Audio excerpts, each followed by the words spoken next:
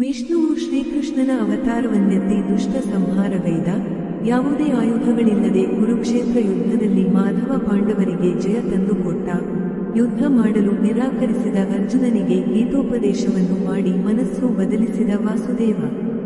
ಹೀಗೆ ನಂದಗೋಪಾಲನ ವರ್ಣನೆ ಸಾಧನೆ ಪದಗಳಲ್ಲಿ ವರ್ಣಿಸಲು ಅಸಾಧ್ಯವಾದದ್ದು.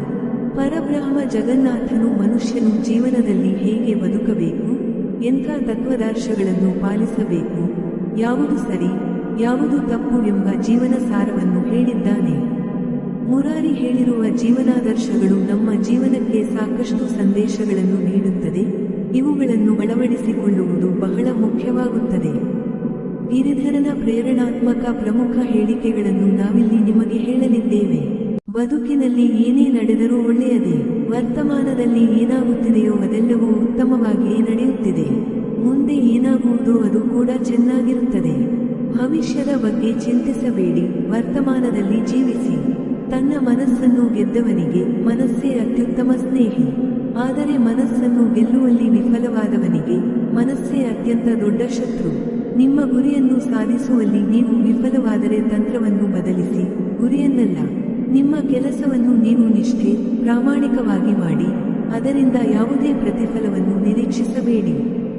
ಜೀವನದಲ್ಲಿ ಯಾರಿಗೆ ಯಾವುದೇ ಲಗತ್ತುಗಳಿಲ್ಲವೋ ಅವರು ನಿಜವಾಗಿಯೂ ಇತರರನ್ನು ಪ್ರೀತಿಸಬಹುದು, ಏಕೆಂದರೆ ಅವರ ಪ್ರೀತಿ ಶುದ್ಧ ಮತ್ತು ದೈವಿಕವಾಗಿರುತ್ತದೆ.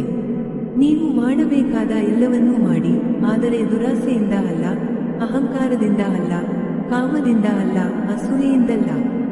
ಬದಲಾಗಿ ಪ್ರೀತಿ, ಕರುಣೆ, ನಮ್ರತೆ ಮತ್ತು ಭಕ್ತಿಯಿಂದ. ಪೂರ್ಣವಿರಾಮ. ನಾವು ನಮ್ಮ ಸ್ವಂತ ಸ್ನೇಹಿತರಾಗುವ ಶಕ್ತಿಯನ್ನು ಹೊಂದಿದ್ದೇವೆ ಮತ್ತು ನಮ್ಮ ಸ್ವಂತ ಶತ್ರುವಾಗುವ ಮೂರ್ಖತನವನ್ನು ಸಹ ಹೊಂದಿದ್ದೇವೆ. ಪೂರ್ಣವಿರಾಮ. ನೀವು ಏಕೆ ಅನಗತ್ಯವಾಗಿ ಚಿಂತಿಸುತ್ತೀರಿ? ಯಾರಿಗಾಗಿಯೂ ಏಕೆ ಹೆದರುತ್ತೀರಿ? ಯಾರು ನಿಮ್ಮನ್ನು ಕೊಲ್ಲಲು ಸಾಧ್ಯ? ಅಂತಿಮವಾಗಿ ಆತ್ಮವು ಹುಟ್ಟುತ್ತದೆ ಅಥವಾ ಸಾಯುತ್ತದೆ ಅಷ್ಟೇ ಅಲ್ಲವೇ? ಪೂರ್ಣವಿರಾಮ. ಸ್ವಯಂ ವಿನಾಶ ಮತ್ತು ನರಕಕ್ಕೆ 3 ದ್ವಾರಗಳಿವೆ. ಅದುವೇ ಕಾಮ, ಕೋಪ ಮತ್ತು ದುರಾಸೆ. ಸಂತೋಷ ಎಂಬುದು ನಮ್ಮದೇ ಮನಸ್ಥಿತಿಯಾಗಿದೆ. ಅದು ಹೊರಗಿನ ಪ್ರಪಂಚದೊಂದಿಗೆ ಯಾವುದೇ ಸಂಬಂಧವನ್ನು ಹೊಂದಿಲ್ಲ. ಎಲ್ಲ ರೀತಿಯ ಕೊಲೆಗಾರರಿಗೆ ಹೋಲಿಸಿದರೆ ಸಮಯವೇ ಅಂತಿಮವಾಗಿದೆ, ಏಕೆಂದರೆ ಅದು ಎಲ್ಲವನ್ನೂ ಕೊಲ್ಲುತ್ತದೆ. ಜೀವನದಲ್ಲಿ ಆಸೆ, ದುರಾಸೆಗಳನ್ನು ಕಡಿಮೆ ಮಾಡುವುದೇ ಸಂತೋಷದ ಕೀಲಿಕಾಯಿ.